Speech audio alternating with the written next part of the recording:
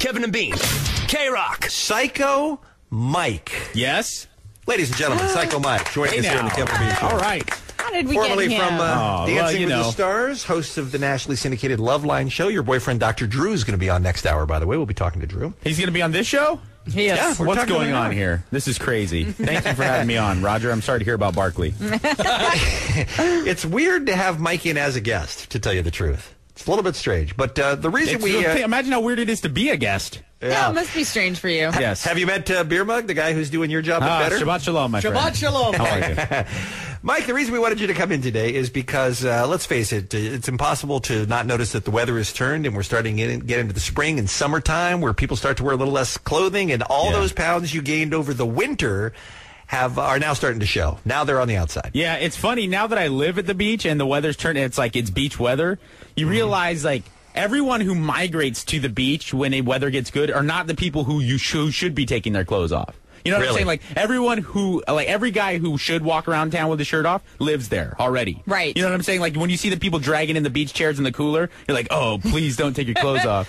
Like, so you're rich and elitist now to the people who can't afford to live at the beach because they're trying to get a couple of hours of sun. All of a sudden, they're not good enough for you? Or? Even like like I live in Ghetto Beach. It's not like I live in Manhattan Beach or something like that or Malibu. But like the bums living under the pier, like Fletch's friends, you know, the guy like Fletch's informant. Those guys are all like ripped and stuff. And then you like as soon as the weather turns, you see the people coming in, like I said, with like their 12-pack of Natty Ice, and you're like, oh, dude, don't show me your man boobs.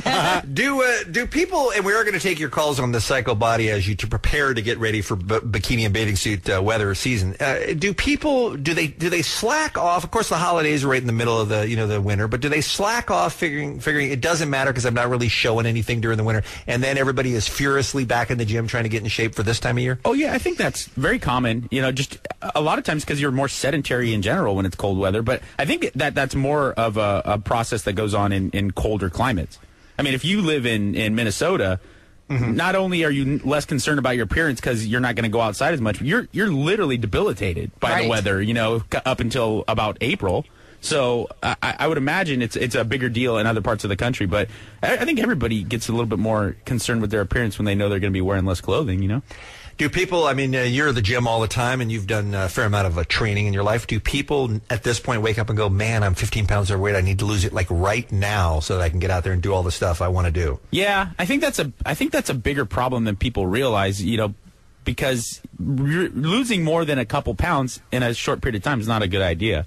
And a lot of people get to the point where it's like, I'm 25 days away from this wedding I've been planning for, and now it's time for me to lose those 25 pounds. Yeah, I have a friend who just started one of those what is that called? The HCG? Yeah, 500 calories a day. Yeah, that's probably not a good idea. Crazy. Why is it not a good idea? I mean, won't that work? Well, I mean, that's one of the things I wanted to talk about is that, and it's understandable, but there's a big difference between weight loss and good weight loss. And there's a big difference between health and weight loss. They're not allowed to work out.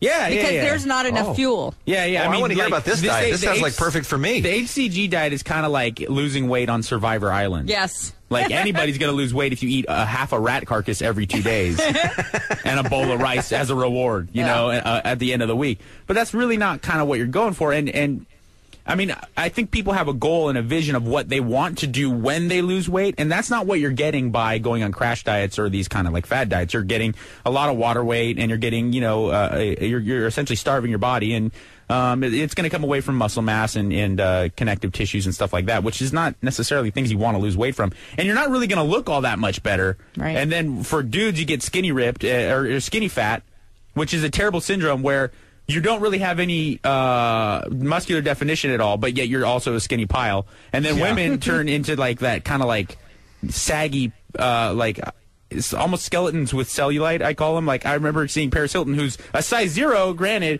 but she has cellulite somehow, you know. And you see a lot of people who run marathons like that same body. And that's not really. They just have no definition at all. Yeah, that's not really like. I think when people's goal, if you're going to go through all the hard work of dieting and exercising to look better, you want to look better. You want to take off your clothes and be like, yeah, that's what I'm talking about. Right. Well, as we've talked about, and we're going to take your calls if you have questions for shaping up for the summer season with our friend Psycho Mike in studio right now on the Kevin and Bean Show. It's 1-800-520-1067. One of the topics that has come up time and time again as we've done this feature, Michael, is that people want a short-term diet that they can start, do it for pick a time, 2 weeks, 8 weeks, whatever it is, and then quit. Yeah. And that's not really how it works in real life with your body, right? It's really a lifestyle change more than it is a diet that you would recommend. There's about 4 or 5 guys out there that I really respect when it comes to anything that has to do with physical performance or nutrition. And to a T, all of them agree. When you're making your goals, whether it be for physical performance or for physique transformation, you're talking 2-year intervals. You hear me, people? 24 months. Say it again. 24 months. Wow. That's a realistic way of gauging your progress.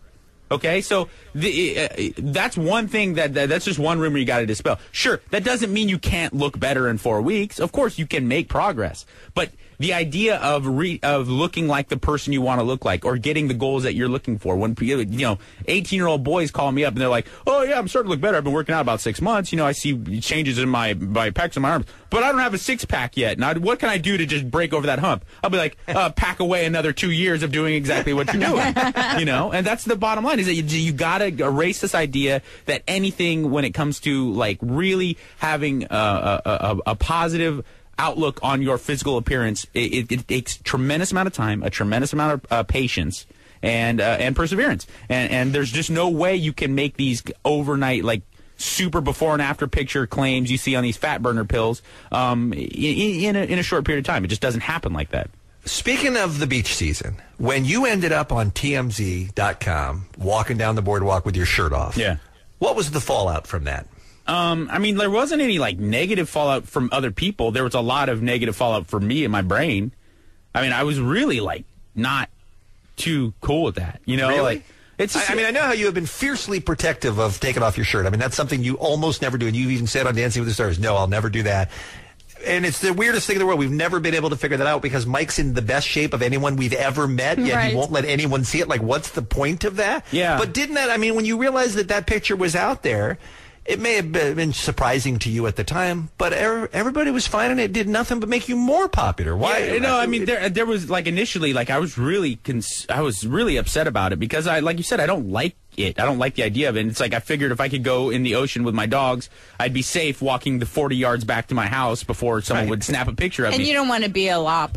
Yeah, I don't want to be a lop. Nice, Lisa. Lisa, who wants to be a lop? But it didn't break on through to the other side at all for you. You didn't go, "Hey, it's not that bad. People like it. Maybe I'll do it more often." First off, great reference, Grandpa. And secondly, there was some positive about it. Dax from TMZ called me, and he's like, "Look, there's not one negative comment. Right. Everybody thinks you look great." And I said, that made me feel better. And he said, "I know this business, and one thing I know is that George Clooney walking along the beach with his shirt on doesn't make it to TMZ. George Clooney walking along the beach shirt off, cover of TMZ. So, like, you're not George Clooney. You got to do what you got to do to at least get on the website." And I was like, all right, you good point, Yeah, you're a young, quasi-gay, up-and-coming television star. It's time for you to start shaking your moneymaker, man. You got to use what you got. Yes. What I'm saying. Well, if you asked me if there's been any fallout, any kind of difference from that moment, I am now dancing at Rage in West Hollywood in a cage, dressed as a Spartan.